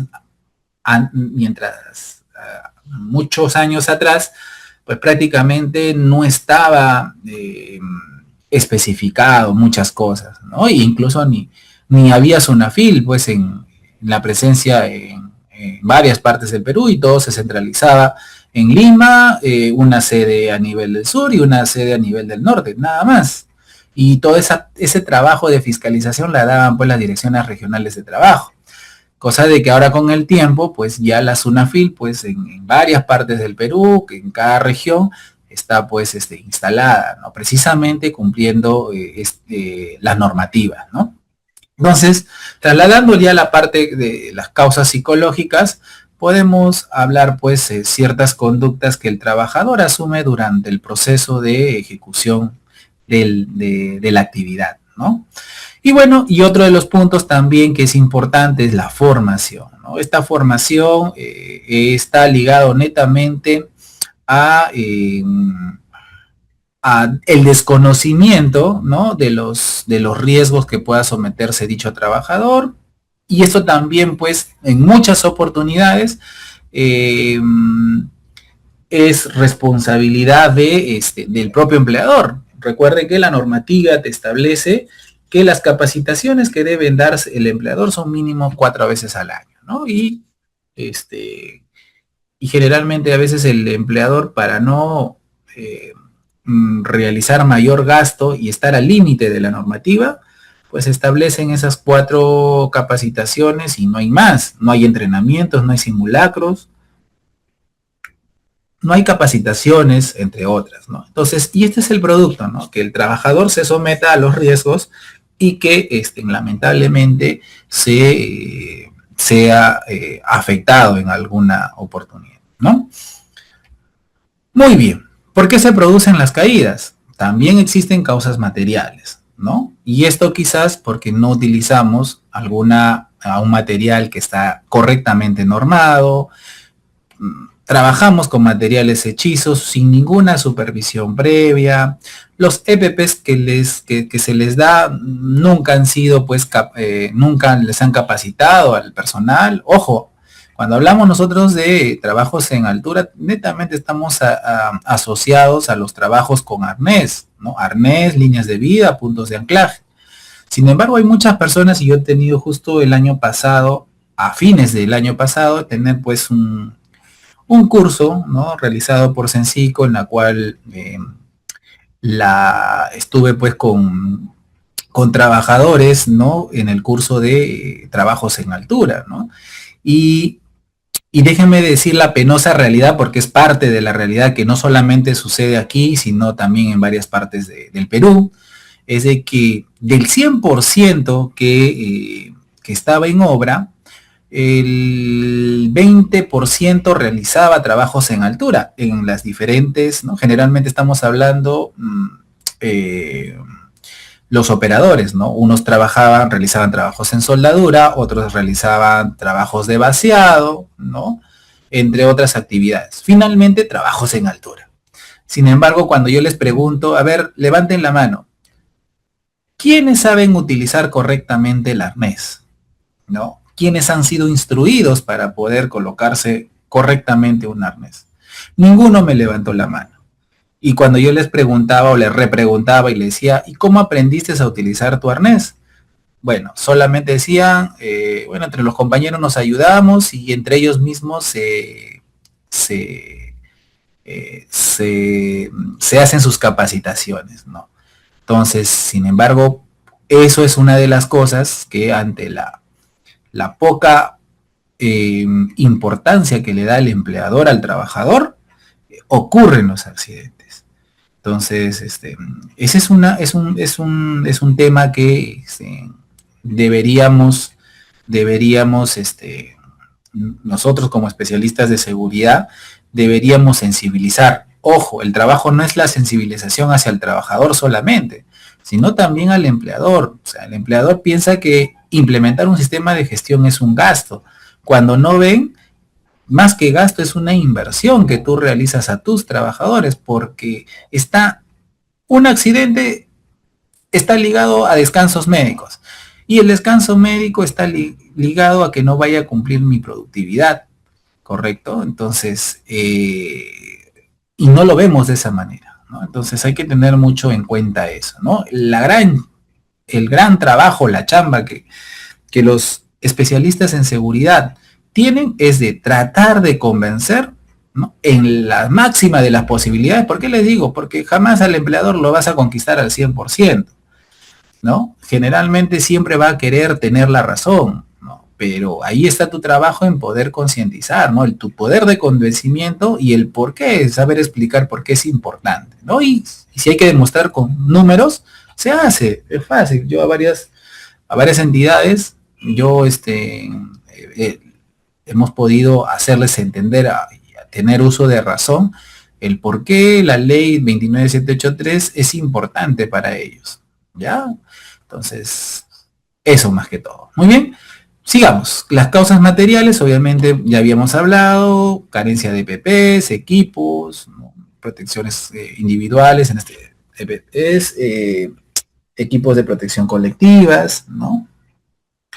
¿Qué más? Puede haber influencias de algunos factores meteorológicos, están asociados a lluvias, ¿no? En este caso, fenómenos naturales como terremotos, sismos, etcétera, etcétera. Rotura de elementos de sustentación, no hay orden de limpieza, los andamios son deficientes, ¿no? Y, bueno, plataformas que pueden ser muy elevadas, ¿no? Torres y columnas. Y este es un sistema de protección anticaídas, ¿no? Está conformado por 3 elementos. 2 equipos de protección colectiva, como son los puntos de anclaje, la línea de vida, y una que es el equipo de protección personal, ¿no? Que es el arnés propiamente dicho, ¿no? La normativa te establece que los puntos de anclaje, en la G050, si ustedes revisan, y en normativa internacional establece que por cada trabajador, los puntos de anclaje mínimo deben sostener las 5.000 libras, ¿no? Estamos hablando de 2.656 kilogramos aproximadamente. Miren, entonces, ese es el sostenimiento que por persona, por trabajador, debe tener. Y bueno, y muchos tipos de trabajo, pues, no realiza un solo trabajador, ¿no? Al andamio se suben más de 2 personas, 3 personas. Entonces, es cálculo, ¿no? Existe una memoria de cálculo en la cual vas a saber, ¿no? Si tu punto de anclaje es idóneo para el tipo, el número de trabajadores que va a estar sostenido la línea de vida, ¿no? La línea de vida en esos tipos de trabajo, ¿ya? Muy bien, sujeción del cuerpo, dispositivo amortiguador de impacto, son líneas de sujeción, correas nylon, cuerdas que cuenten con un dispositivo que permite disipar, ¿no? Existe obviamente el empaque de plástico donde detiene o lentiza la velocidad con que una persona pueda caer, ¿correcto? En forma de zigzag para que el trabajador no caiga a la superficie, ¿no? Entonces eso es un tema muy importante, ¿no? De los cuidados de los arnés también, ¿no? Recuerden que el arnés solamente tiene una duración hasta de 5 años. Posteriormente a esos 5 años, así tú lo hayas utilizado una sola vez, o 2 veces, o 3 veces, y pasado los 5 años, vos quieres volver a utilizar ese arnés, lamentablemente la garantía no va a ser la misma, ¿no? O sea, definitivamente debemos nosotros cambiar de un arnés. ¿Por qué? Porque existen pues confecciones, en este caso las telas, ¿no? Los nylon, ¿no? Los pequeños filamentos que construyen son deteriorables a través del tiempo. Entonces hay que saber también identificar, ¿no? El tema de las costuras, que no estén corridas, ¿no? De que los anillos no presenten oxidaciones, ¿no? Ni estén desperfectos. Entonces son situaciones muy importantes, ¿no? Es como utilizar un paracaídas. Si el paracaídas falla, lamentablemente vamos a tener serios problemas, ¿ya? Y las conexiones permiten conectar una línea de sujeción a posicionamiento o una línea horizontal sosteniendo al usuario. Muy bien, aquí está, ¿no? Aquí está lo que les hablaba, los puntos de anclaje, pueden ser de manera temporal como definitiva. Temporal, obviamente para temas de construcción, limpieza, que no necesariamente solamente por un determinado tiempo, mientras los puntos de anclaje permanentes es cuando obedecen pues a una limpieza periódica, por ejemplo, tremendos edificios de 30, 50 pisos. Si nosotros vemos en la parte superior, ahí encontramos un punto de anclaje, precisamente cuando el personal que desarrollan estos tipos de trabajo en la limpieza, por ejemplo, de vidrios templados en las fachadas de los edificios, quieran hacer, pues necesariamente van a tener que hacer uso de estos puntos de anclaje, ¿no? Y como les decía, ¿no? Los puntos de anclaje deberán sostener al menos una carga de 2.265 kilogramos, que a la conversión es 5.000 libras por trabajador. Entonces hay que saber tener en cuenta lo que esté adquiriendo el empleador, ¿no? La línea de vida tiene una función también, al igual, anticaídas, puede ser temporal o fijo, y este dispositivo de anclaje permite el desplazamiento horizontal y vertical por parte del trabajador con total seguridad, ¿no? Básicamente las líneas de vida pues nos ayudan en el desplazamiento de los trabajadores, ¿no? Puede ser tanto vertical como de manera horizontal. ¿Listo? Un segundito, por favor.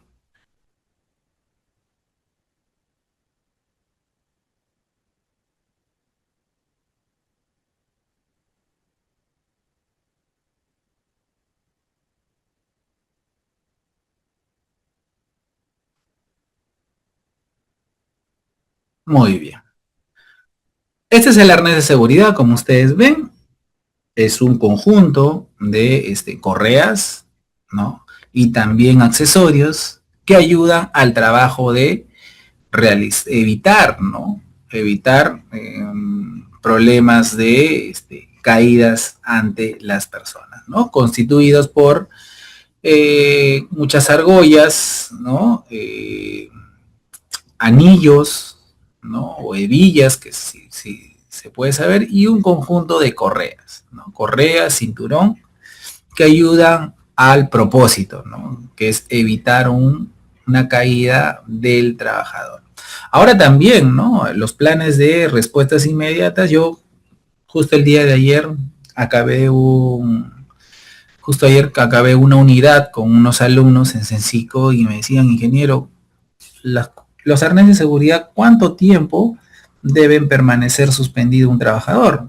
Porque se entiende que no tenemos todo el tiempo del mundo para que el trabajador espere, porque recuerden que estas correas, al momento de una suspensión, el trabajador también existe una presión de estas correas y obviamente que el trabajador necesita pues poder evacuar, ¿no? Lo más antes posible, porque puede haber adormecimiento en las extremidades, falta de oxígeno, etcétera, etcétera. Y bueno, y les decía que bueno, máximo nosotros para poder evacuar a un trabajador que se encuentra suspendido y que requiera la respuesta, ¿no? La respuesta a la intervención, pues es máximo 5 minutos, ¿no? Exagerando, no más. Pero también eso va a depender también del prototipo del trabajador. Si un trabajador es con textura delgada, ¿no? Quizás va a ser un poquito más tolerable que una persona que tenga un sobrepeso, ¿no? Y es entendible al margen de la tipología. Es importante también ver esos factores, ¿no? Por eso que nosotros ante una peligrosidad inminente de caída, pues los planes de respuesta frente a emergencia deben estar preparados de manera rápida, ¿no? Muy bien, el conector es parte del arnés de seguridad que va a permitir que conlleve, ¿no?, al sistema del punto de anclaje. Las barandas son equipos de protección colectiva que evitan, ¿no?, que evitan que las personas puedan rebalarse, ¿no? Y ahí está ojo, la normativa no te establece de material. Puede ser, las barandas pueden ser de madera, puede ser de terraplex, puede ser de metal, metálica, ¿no? Entonces, la normativa no te establece un material idóneo. Lo que sí te establece es que debe tener 3 estructuras, ¿no? Un rodapiés en la parte inferior, en la parte media una barandilla intermedia y finalmente una barandilla superior. Y que esa altura, ¿no?, entre el rodapiés y la barandilla intermedia tiene que ser de 90 centímetros.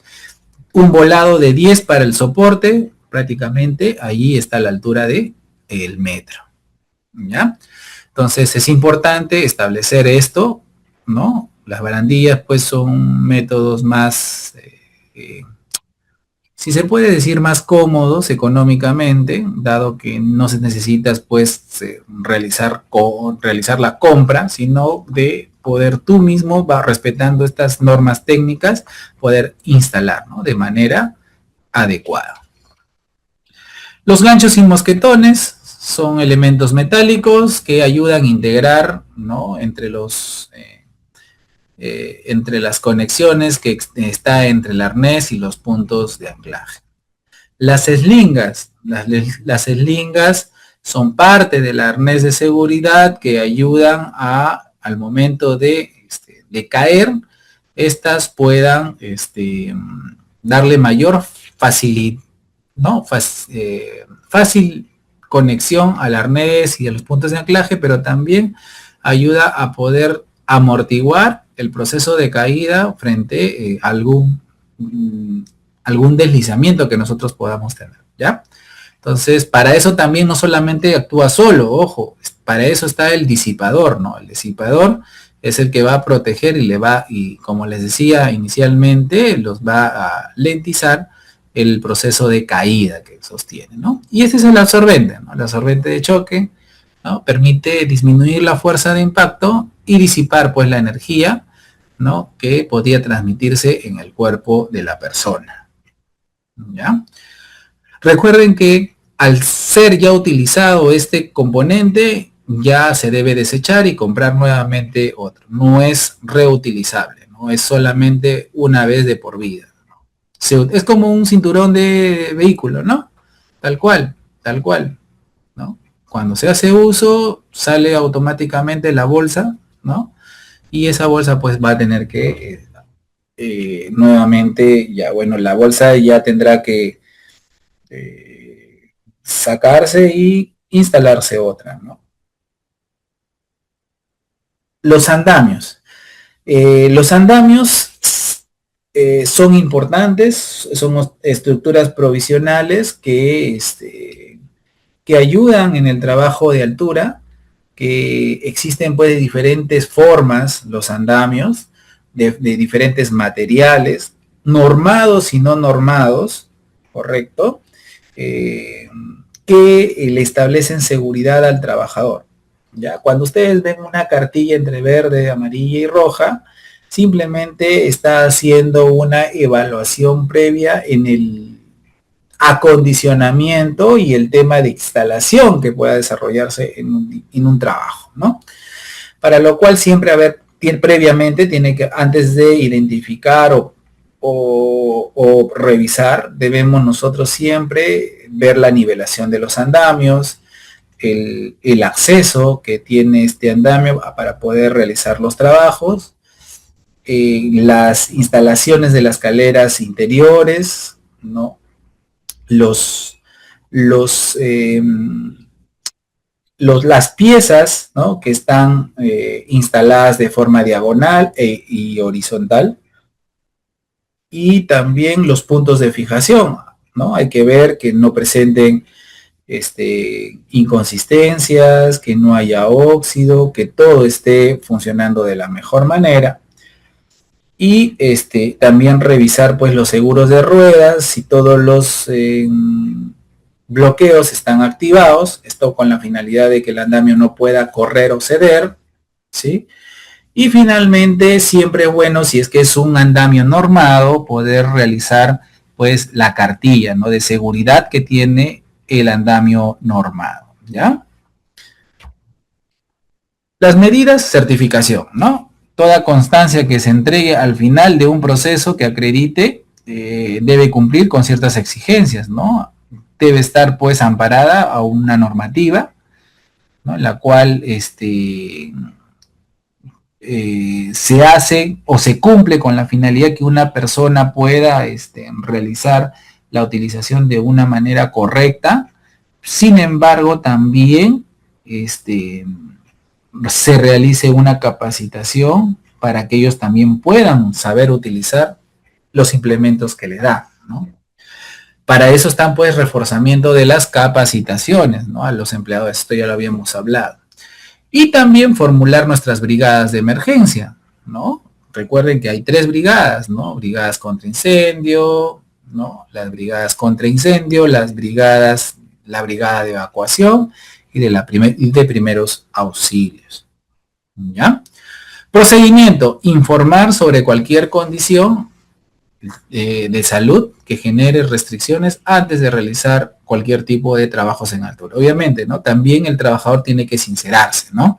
Si no estoy en una situación como para poder realizar un trabajo en altura, es bueno decirlo. Lo único que estás haciendo es previniendo cualquier situación que pueda generar en lo posterior algún problema.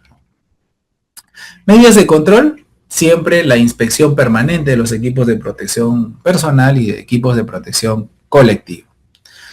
Asimismo, también ayuda a utilizar las medidas de prevención y protección contra caídas que sean implementadas por el empleador, ¿ya?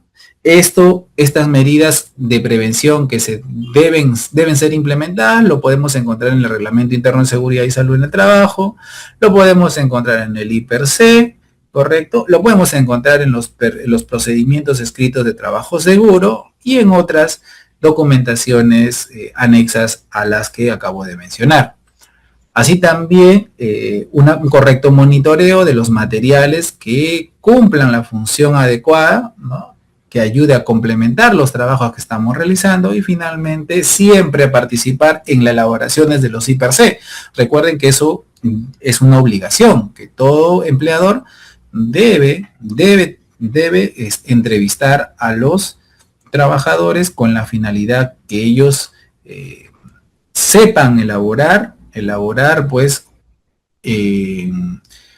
o interpretar más que todo el I per se, ¿no? La elaboración va a ser por profesional, pero con una entrevista previa al trabajador, ¿no? Porque el trabajador se sobreentiende que es el que participa pues las 8 horas de la jornada, ¿no? Entonces definitivamente es el que convive y bajo esas situaciones es importante hacer una entrevista con ellos, ¿no? Ahorita, estos son los trabajos en altura, ¿no? Que intervienen en diferentes aspectos, en el aspecto comercial, edificaciones, ¿no? Y en otros elementos o en otras actividades propiamente de los sectores que abarca. Muy bien. Hasta aquí una duda, consulta que tengan.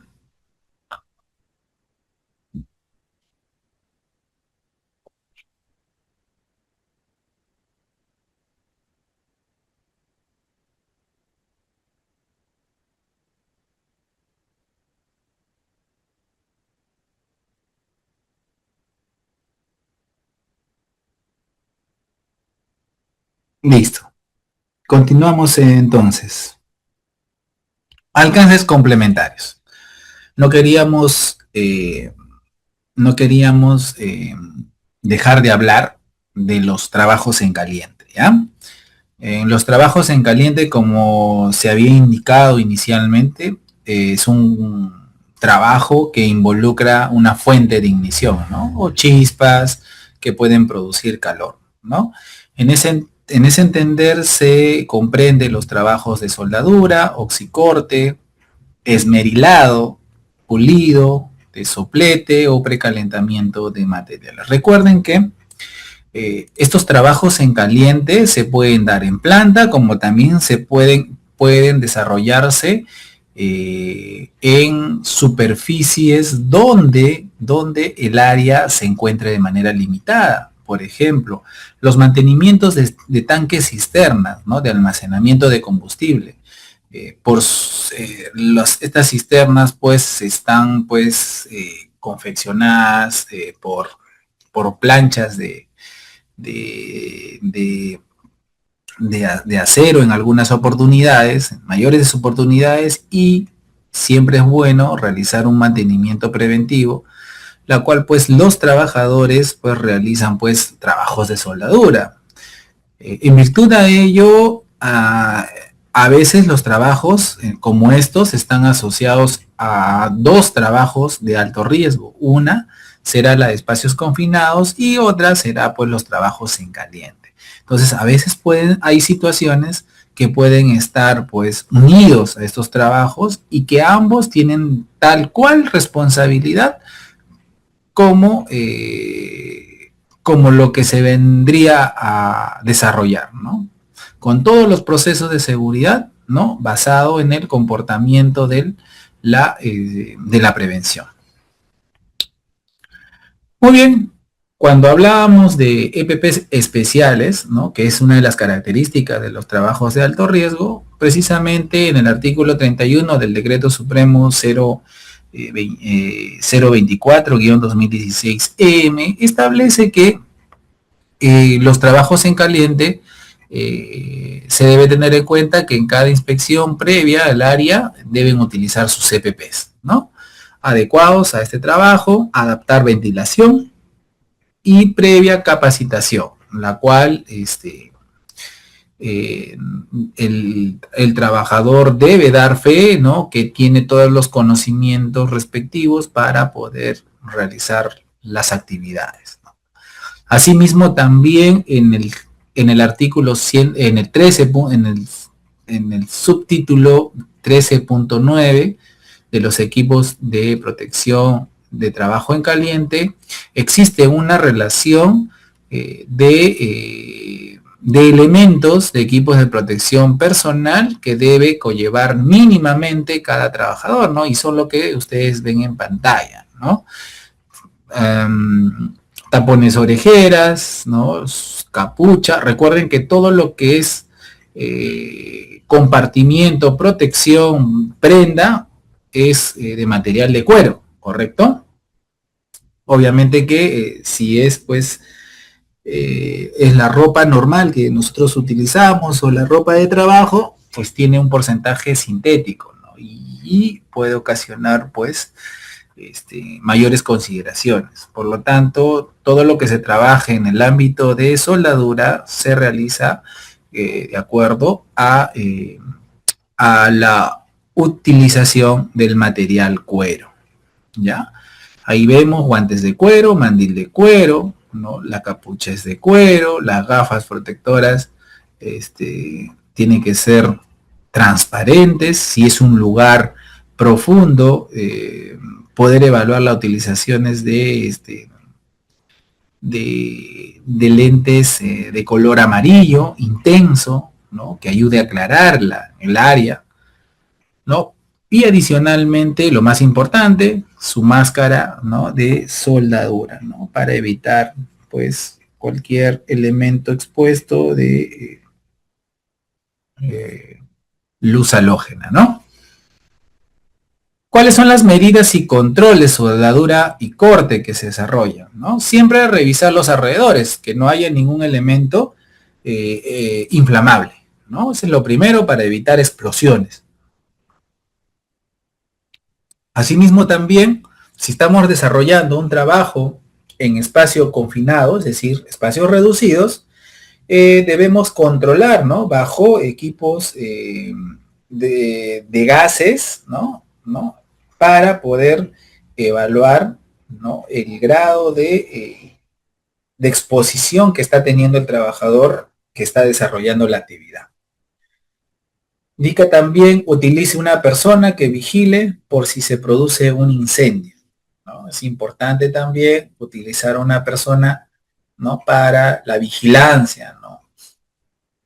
Luego, si los trabajos son por largos periodos, siempre poder realizar una pequeña pausa activa, ¿ya? De receso. ¿Para qué? Para que los elementos o materiales que se estén utilizando no se recalienten, ¿correcto? Y también le damos pausa al trabajador con la finalidad de que pueda dosificar, ¿no? El desgaste que puede comprometer a la salud si es que no lo hacemos. Y por último, no introducir ningún cilindro de gas cercano, ¿no? Dentro de esta área, siempre y cuando, exceptuando, ¿no? Los equipos de protección respiratoria. Muy bien. Solamente para dar un hincapié final, los trabajos de excavación, ¿no? ¿Qué indicaba? ¿Qué indicaba el tipo de trabajos en excavación? Comprendía pues todo lo que era compactación, evaluación de tipos de suelos, el grado, el porcentaje de humedad y vibración que tiene el suelo, que todos los suelos son distintos, ¿no? Eso lo sabemos todos. Y nosotros es importante aquí en los trabajos de excavación siempre saber en obras, ¿no? En obras, poder evaluar, ¿no? Tomar lectura a las conclusiones de la evaluación del suelo con que se vaya, donde se vaya a desarrollar los trabajos, ¿no? Entonces, el estudio de mecánica de suelos para nosotros es muy importante, dado que implica la evaluación inicial con que yo voy a desarrollar mis medidas preventivas. Ejemplo, si los suelos son de tipo arenoso, ¿no? Inestable, o exista un relleno, ¿no? Que en su momento haya sido, entonces definitivamente voy a comenzar a adoptar otras medidas preventivas, como la utilización, por ejemplo, que ustedes ven en pantalla, ¿no? De entibados, ¿no? Esos entibados ayudan a que no se desmorone la superficie, en este caso, de la zanja, el cuerpo de la zanja, ¿no? A fin de evitar, pues, derrumbes, ¿no? Entonces, es ahí donde nos explica que es importante también el tipo de suelo con que donde nosotros desarrollemos. Pero no solamente eso, sino también el distanciamiento, la profundidad con que se trabaje en zanja, ¿no? A mayor profundidad, mayores medidas preventivas que debemos nosotros utilizar, ¿no?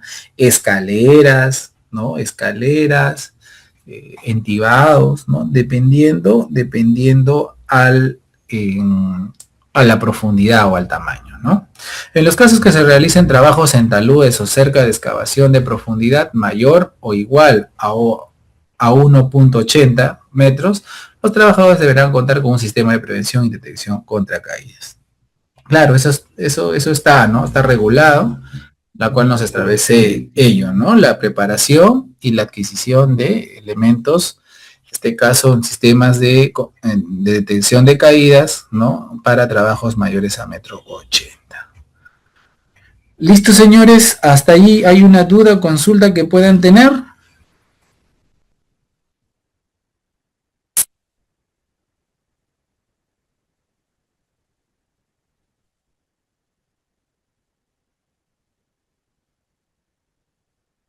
Miren, eh, le vamos a dar 10 minutos. Yo adicionalmente quiero compartir otro material adicional.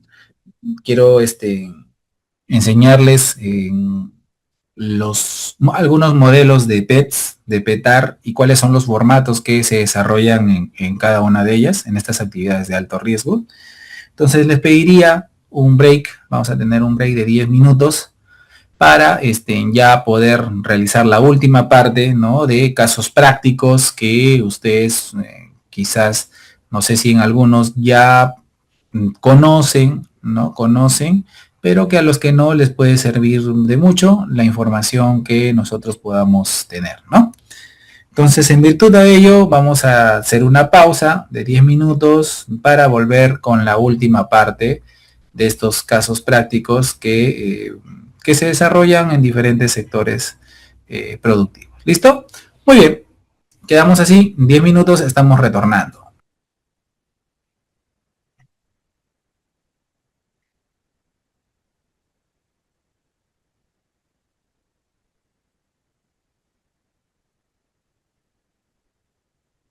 Voy a compartir en todo caso mi pantalla para que todos puedan apreciar, ¿ya? Listo. Por ejemplo, un formato de PETAR en trabajos de zanjas es un modelo, ¿no? Es un formato referencial, la cual se venía utilizando, ¿ya? Donde se puede colocar aquí la obra, ¿no? La obra donde se trabaja, el lugar, la fecha, la hora de inicio, hora final, el número de trabajadores, la descripción del trabajo que están desarrollando, puede ser instalaciones de conductos o de ductos, ¿no? Las dimensiones de la zanja, tanto largo, ancho y profundidad, los procedimientos que se desarrollen en esta actividad, ¿no? Este procedimiento tiene que estar secuencial de acuerdo a mis trabajos, de mis procedimientos escritos de trabajo seguro. Ya recuerden que en los procedimientos escritos de trabajo seguro tiene una secuencia, ¿ya? Y bajo esa secuencia se realiza estos tipos de procedimientos.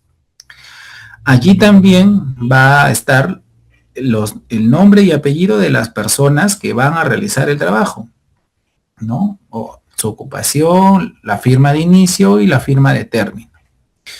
Luego vamos a ver los equipos de protección personal que deberán utilizar, especializados, tal cual. Casco con barbiquejo, puede haber guantes de Hebe, ¿no? Dependiendo el tipo de trabajo que van a desarrollar, respirador con gases o polvos, zapatos de seguridad, botas de Hebe, mascarillas desechables, mameluco, guantes banana, lentes de seguridad, protectores auditivos y otros que sean necesarios. En esta parte, en esta siguiente fila, vamos a describir todas las herramientas, equipos y materiales que estamos utilizando. Luego vamos a evaluar el tipo de suelo y el sostenimiento, ¿ya? El suelo puede ser estable, ¿no? Con propiedades muy cohesivas al 90%, en este caso 90 grados, Tipo A, cohesivo, estable al 53 grados. Tipo B, estabilidad media a 45 grados. O tipo C, estabilidad baja a 34 grados. En el sostenimiento vamos a ver si es que existe pues alguna medida preventiva, ¿no? Si no lo necesita, si vamos a realizar un sostenimiento inclinado, es decir, en V, ¿correcto? O se hace de manera banqueada, ¿no? O apuntalado, ¿ya? Y vamos a describir cuál va a ser la descripción en este caso, llenar la descripción del sostenimiento. Luego, los tipos de control. ¿Qué controles vamos a desarrollar dentro de este tipo de trabajo? Colocar sí, en el caso se va a implementar ese procedimiento, y si no aplica, pues poder poner con un aspa lo que indica la segunda columna. Y finalmente, de una vez de certificado todos los procedimientos, tenga los equipos, materiales y herramientas que utilice para este tipo de tareas, realizar la autorización, ¿no? Tanto del prevencionista de riesgos o ingeniero SOMA como el residente o el titular de la cuadrilla, ¿no? La cuadrilla puede ser el jefe de, no el profesional a cargo, ¿no? Recuerden que los EPPs, los PETAR, los PETAR son documentos que llena el profesional, ¿ya? El ingeniero SOMA, ¿ya? Y los viabiliza ellos también, ¿no? No es como un ATS, ¿ya? Muy bien. Ahora, vamos a ver un permiso de trabajo en caliente, por ejemplo. Este es otro PETAR para trabajos en caliente. La estructura es diferente, dado que existen más componentes de diagnóstico que debemos nosotros evaluar. Recuerden que todo está de acuerdo a la exposición de gases que puede existir. Por lo tanto, se llena en la primera parte todos los datos principales. Segundo, existe pues una evaluación de las medidas preventivas antes de iniciar las labores, ¿no? Básicamente con los factores externos e internos que podamos encontrar, ¿no? en estos trabajos, y darles pues una respuesta de las condiciones con que están, ¿no? O en todo caso, no, si no aplica, ¿no? Luego en el punto 3 vamos a verificar de los equipos y elementos de protección personal requeridos, ¿no? Si cuenta con estos elementos que ya habíamos indicado, los equipos de protección, mandiles de cuero, ¿no? Capuchas de cuero, ¿no? En su cumplimiento. Luego en el punto 4 vamos a hacer el requerimiento de documentos anexos que puede estar vinculados al trabajo que yo vaya a realizar, en función, digamos, a ciertos elementos o conexiones que pueden estar ligados en el trabajo, ¿no? Recuerden que cuando yo realizo trabajos en caliente, pueden estar asociados a otros elementos adicionales. Acá, requerimientos adicionales, ¿no? Capaz si están vinculados a trabajos en altura, en espacios confinados, ¿no? U otros, e indicar cuáles. Y si existe alguna afectación, ¿ya? En temas de áreas de trabajo, ¿no? O riesgos que pueden, trabajos que pueden estar cercanos a ellos y que también pueden ser un factor de riesgo, ¿no? Bueno, para finalmente colocar el día, la fecha, la validez, ¿no? El ejecutor a cargo, el emisor, bueno, y se desarrolla pues este tipo de autorización. Si ustedes ven, es muy distinto, ¿no? Toda vez de que obviamente los trabajos en caliente son diferentes, ¿no? Y este es uno de los, y este es un PETAR de los espacios confinados, ¿no? Igual hay una evaluación previa, ¿no? Donde debemos nosotros realizar, ¿no? En caso que exista una implementación de algunos equipos alternos, ¿no? Componentes que pueden estar netamente vinculados al trabajo en espacios confinados, ¿no? Que son importantes para poder establecer ¿no? Los lineamientos técnicos en este tipo de actividades. Muy bien, entonces ese era lo que les quería enseñar, ¿no? Existen muchos modelos, las que mejor se acondicionen a su trabajo, eh, tienen que ustedes implementarlo. ¿Listo? Muy bien, señores, no sé si hay alguien que tiene alguna duda o una consulta que hacer, lo puede hacer ahora.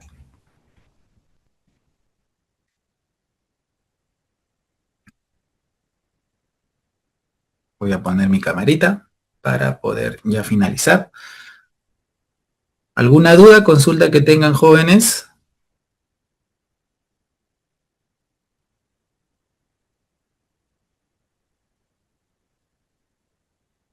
¿Todo se entendió? ¿Claro? Muy bien, Jennifer. Sí, te leo, si hay alguna duda.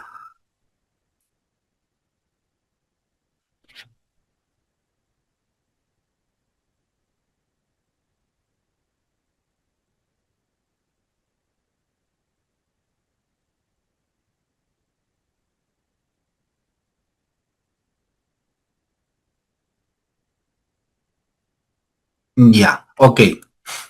Su compañera Jennifer me dice si es necesario tener un checklist aparte del ATS. Entiendo eso. Ya. Y la respuesta es sí. A ver, eh, el checklist es parte del control de acuerdo al, por decirlo, es parte del sistema de gestión que es parte de una de las fases del sistema de gestión que tú debes realizar. Recuerden cuáles son las fases de una implementación de sistema de gestión. Estamos primero, planificación. Segundo, es actuar. Tercero, es hacer. Y la otra es verificar, ¿no? Entonces, en ese entender, dentro del control, vamos nosotros a aplicar checklists. Los checklists es como un monitoreo de diagnóstico que no solamente puedes realizar a tus herramientas manuales, puedes también realizar a las áreas de trabajo, a tus maquinarias, ¿correcto? A todo evento o a todo recinto que implique un diagnóstico, ¿ya? Si tú me dices, cada cuánto tiempo yo debería hacer un checklist, eso la normativa no te establece de manera exacta. ¿Por qué? Porque va a depender de ti o de las unidades productivas dentro de tu empresa, cuáles tienen mayor preponderancia. Por ejemplo, un checklist para un andamio, yo te diría, mientras el número de veces se utilice, es el mismo número de veces que debe haber checklist. Por ejemplo, si el andamio es utilizado hoy día, yo tengo que realizar previamente mi checklist, porque no vaya a ser que en el transcurso del día siguiente exista un desprendimiento de una pieza, por ejemplo, ¿ya? Y yo mi checklist lo tengo que hacer todos los días que sean utilizadas, antes y después de ser utilizadas, ¿correcto? En las herramientas, yo aconsejo que sea semanal, ¿ya? Semanal, ¿no? Cada semana nosotros podamos identificar, ¿no? Las condiciones de herramientas que estén utilizándose, ¿no? De esa manera yo voy a poder verificar si las herramientas tienen las condiciones de uso para poder o se necesita un cambio. Eso es checklist. ¿Estamos? El ATS, el ATS es una herramienta de control del que refuerza el hiper, ¿ya? El hiper, ¿ya? Por eso que el hiper generalmente es diseñado tanto para trabajos rutinarios y no rutinarios, pero esencialmente el ATS es, es un documento que llenan los trabajadores, ¿no? Que están ligados netamente a trabajos de alto riesgo. ¿Para qué? Para que ellos procedan a llenar, ¿no? Las labores secuenciales de cada procedimiento que realizan en el día, ¿no? Entonces, son dos cosas, son dos herramientas muy diferentes que están integradas dentro del sistema de gestión de seguridad y salud.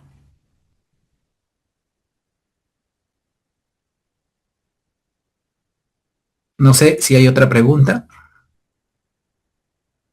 Eso de las fases de implementación del sistema de gestión está basado en el ciclo de Deming, ¿ya? Y eso es lo que también establece la ISO 45001, ¿no? Para que tengan una mejor idea de las 4 fases, ¿no? Del, del, de la implementación del sistema de gestión, ¿no? Seguridad y salud.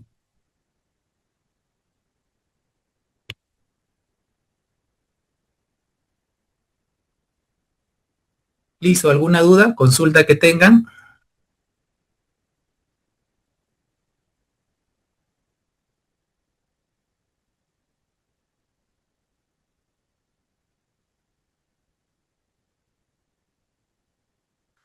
Muy bien.